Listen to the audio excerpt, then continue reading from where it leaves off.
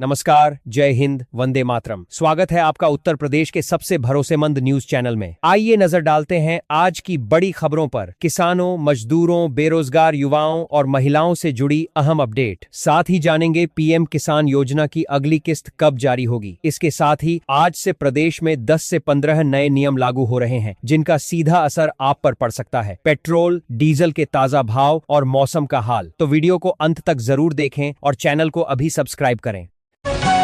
उत्तर प्रदेश के उच्च शिक्षा मंत्री योगेंद्र उपाध्याय ने हालिया परीक्षा विवाद को लेकर अपनी प्रतिक्रिया दी है। कानपुर में मीडिया से बातचीत करते हुए उन्होंने केंद्रीय मंत्री धर्मेंद्र प्रधान के इस्तीफे की मांग पर स्पष्ट किया कि सरकारी नियमों के तहत ही मामले की जांच हो रही है। उन्होंने विपक्षी दलों से तथ्यात्मक आधार पर बात करने की अपील की और कहा कि प्रशासन पूरी पारदर्शिता के साथ जांच में जुटा है।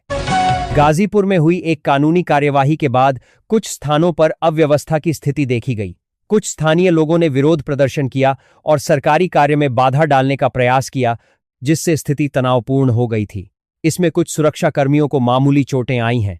जिला प्रशासन ने मौके पर शांति व्यवस्था बनाए रखने के लिए सुरक्षा के कड़े प्रबंध किए हैं और उपद्रव करने वालों की पहचान की जा रही है। आजाद समाज पार्टी के अध्यक्ष और सांसद चंद्रशेखर आजाद ने आगामी 2027 के विधानसभा चुनावों के लिए अपने विजन को साझा किया है। उन्होंने स्थानीय विकास मॉडल पर जोर देते हुए कहा कि पार्टी का लक्ष्य जनता के हितों के अनुरूप नीतियां बनाना है। उन्होंने बताया कि पार्टी कर्मचारियों और युवाओं के मुद्दों को अपनी प्राथमिकता में रखेगी और वे सत्ता परिवर्तन यात्रा के माध्यम से लोगों से जुड़ने का प्रयास कर रहे हैं। जमीन रजिस्ट्री प्रक्रिया को अधिक पारदर्शी और सुगम बनाने के लिए प्रशासन बड़े बदलाव कर रहा है। सरकार का उद्देश्य डिजिटल माध्यमों का उपयोग करके खरीद बिक्री में होने वाली जटिलताओं को कम करना है। अब रजिस्ट्री के बाद संबंधित विभागों को दस्तावेज ऑनलाइन उपलब्ध हो जाएंगे, जिससे नामांतरण यानी म्यूटेशन की प्रक्रिया अपने आप पूरी हो सकेगी। इससे नागरिकों के समय की बचत होगी और सरकारी दफ्तरों के अनावश्यक चक्कर नहीं काटने पड़ेंगे। मायावती ने पार्टी की हिमाचल प्रदेश और जम्मू कश्मीर इकाइयों के साथ एक समीक्षा बैठक की। बैठक में उन्होंने संगठनात्मक कार्यों में तेजी लाने के निर्देश दिए। उन्होंने पार्टी नेताओं से कहा कि वे जमीनी स्तर पर जाकर जनता की समस्याओं को समझें और समाधान के लिए प्रयास करें। पार्टी के वरिष्ठ नेतृत्व ने स्पष्ट किया है कि भविष्य की रणनीति में चुनावी नतीजों और कार्यकर्ताओं की सक्रिय भागीदारी पर विशेष ध्यान दिया जाएगा। मुजफ्फरनगर में इलाज में लापरवाही का एक गंभीर मामला जिलाधिकारी कार्यालय तक पहुंचा है। एक पीड़ित महिला ने स्वास्थ्य सेवाओं के दौरान दुर्व्यवहार और गलत उपचार का आरोप लगाया है। उन्होंने इस पूरे मामले की निष्पक्ष जांच की मांग की है।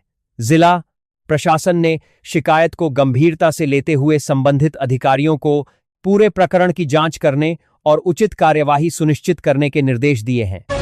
उत्तर प्रदेश पुलिस कांस्टेबल भर्ती परीक्षा के लिए अभ्यर्थियों की सुविधा को देखते हुए रेलवे ने विशेष प्रबंध किए हैं। 8 से 10 जून तक होने वाली परीक्षा को ध्यान में रखते हुए रेलवे ने कुछ रूटों पर अतिरिक्त ट्रेनों के संचालन का निर्णय लिया है। इससे परीक्षार्थियों को अपने परीक्षा केंद्र तक पहुंचने में सुविधा होगी। प्रशासन ने छात्रों से अपील की है कि वे समय से पूर्व अपनी यात्रा की योजना बना लें। मौसम विभाग ने उत्तर प्रदेश के विभिन्न जिलों के लिए सामान्य अलर्ट जारी किया है। अगले 48 घंटों के दौरान मौसम में उतार चढ़ाव की संभावना जताई गई है, जिसमें तेज हवाएं और बारिश शामिल हो सकती है। कृषि विभाग ने किसानों को सलाह दी है कि वे अपनी फसलों की सुरक्षा के लिए आवश्यक सावधानी बरतें। मौसम में हो रहे इस बदलाव को देखते हुए प्रशासन ने सभी को सतर्क रहने को कहा है। वाराणसी में सड़क सुरक्षा से जुड़ा एक दुखद मामला सामने आया है। एक अनियंत्रित वाहन ने राहगीरों को अपनी चपेट में ले लिया, जिससे कुछ लोग घायल हुए हैं। पुलिस ने तुरंत मौके पर पहुंचकर घायलों को उपचार के लिए अस्पताल भिजवाया। पुलिस जांच कर रही है कि वाहन चलाते समय सुरक्षा नियमों का पालन किया गया था या नहीं। सड़क पर सुरक्षा के प्रति लोगों को जागरूक रहने की आवश्यकता है। अंतर्राष्ट्रीय संबंधों के संदर्भ में हालिया कूटनीतिक चर्चाएं महत्वपूर्ण रही हैं। रूस के राष्ट्रपति व्लादिमीर पुतिन ने भारत के साथ संबंधों को महत्व दिया है। वहीं अमेरिका के पूर्व राष्ट्रपति डोनाल्ड ट्रंप ने भारत और अमेरिका के बीच भविष्य में व्यापारिक समझौतों की संभावनाओं पर सकारात्मक टिप्पणी की है। विशेषज्ञों का मानना है कि वैश्विक स्तर पर भारत की बढ़ती भूमिका के कारण अंतर्राष्ट्रीय व्यापार के नए अवसर खुल रहे हैं। हाथरस में एक महिला ने पारिवारिक विवाद के संबंध में पुलिस को शिकायत दी है। पुलिस इस मामले की गंभीरता को देखते हुए सभी पहलुओं की जांच कर रही है। महिला ने अपने वैवाहिक जीवन में अवांछित व्यवहार और उत्पीड़न का आरोप लगाया है। पुलिस का कहना है कि वे कानून के अनुसार मामले की गहन जांच कर रहे हैं और जो भी तथ्य सामने आएंगे उसी आधार पर आगे की वैधानिक कार्यवाही की जाएगी। आगामी चुनावों की तैयारियों के मद्देनजर भारतीय जनता पार्टी ने उत्तर प्रदेश में अपना संगठनात्मक ढांचा मजबूत करने की योजना बनाई है। पार्टी की हालिया बैठकों में बूथ स्तर पर प्रबंधन को और बेहतर बनाने पर जोर दिया गया है। नई दिल्ली में हुई चर्चाओं में संगठन के विस्तार और कार्यकर्ताओं के प्रशिक्षण पर ध्यान केंद्रित किया गया है ताकि चुनावी प्रक्रिया के दौरान किसी भी प्रकार की कमी न रहे। उत्तर प्रदेश के कृषि क्षेत्र में डिजिटल तकनीक का उपयोग बढ़ रहा है। किसानों को अब मौसम पूर्वानुमान, फसल बीमा और मंडी के भावों की जानकारी मोबाइल ऐप के माध्यम से आसानी से मिल पा रही है। इस डिजिटल सहायता से किसानों को अपने कृषि उत्पादों को बेचने और समय पर सही निर्णय लेने में काफी मदद मिल रही है। यह सकारात्मक बदलाव कृषि क्षेत्र को अधिक सशक्त बना रहा है। रक्षा मंत्री राजनाथ सिंह ने कल लखनऊ में विभिन्न कार्यक्रमों में हिस्सा लिया। इस दौरान उन्होंने कई सामाजिक कार्यक्रमों में भी अपनी उपस्थिति दर्ज कराई और लोगों से संवाद किया। उनके इस दौरे को प्रदेश की प्रशासनिक और राजनीतिक गतिविधियों के नजरिए से महत्वपूर्ण देखा जा रहा है। उन्होंने स्थानीय कार्यकर्ताओं और पदाधिकारियों के साथ भविष्य की विकास योजनाओं पर भी चर्चा की है।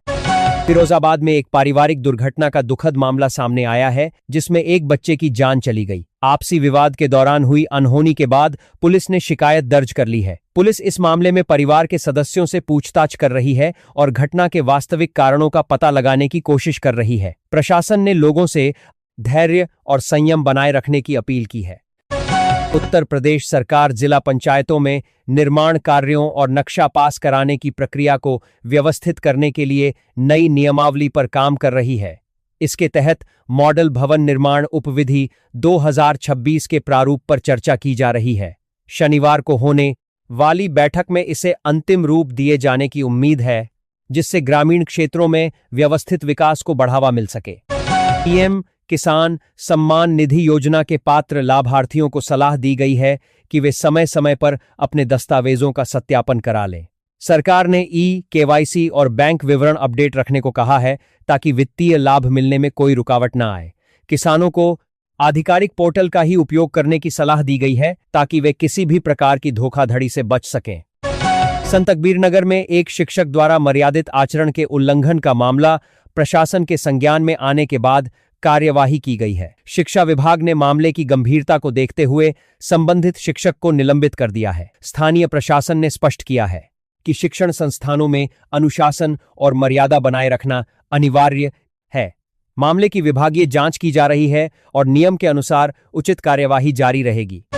गोरखपुर में वन क्षेत्र के आंकड़ों को लेकर वन विभाग की कार्यप्रणाली पर चर्चा हो रही है। इस संबंध में विभाग से स्पष्ट रिपोर्ट मांगी गई है ताकि पिछले वर्षों में हुए वृक्षारोपण और वास्तविक वृद्धि का सही आकलन किया जा सके। प्रशासन ने पारदर्शिता सुनिश्चित करने के लिए सभी संबंधित विभागों को अपने डेटा को अद्यतन अपडेट रखने का निर्देश दिया है। जगत में रामचरण की हालिया फिल्म का प्रदर्शन चर्चा का विषय बना हुआ है। साल 2026 की इस फिल्म को दर्शकों की अच्छी प्रतिक्रिया मिल रही है। मनोरंजन उद्योग में इस तरह के प्रदर्शन का सकारात्मक असर पड़ता है और यह फिल्म जगत के लिए आर्थिक रूप से भी उत्साहजनक माना जाता है। फिल्म से जुड़े लोग इसके प्रदर्शन को लेकर काफी आशान्वित हैं। संक्षिप्त राशिफल। आज का दिन सभी राशि के जातकों के लिए नई उम्मीदें लेकर आया है। मेष, सिंह और धनु राशि के लिए दिन सामान्य रहेगा। कार्यों में सावधानी बरतें। वृषभ, कन्या और मकर राशि वालों को आज आर्थिक लाभ के शुभ अवसर मिल सकते हैं। मिथुन, तुला और कुंभ राशि वाले अपने स्वास्थ्य का ध्यान रखें। कर्क, वृश्चिक और मीन राशि के जातकों के लिए आज का दिन परिवार के साथ खुशनुमा बीतेगा। आपका दिन शुभ हो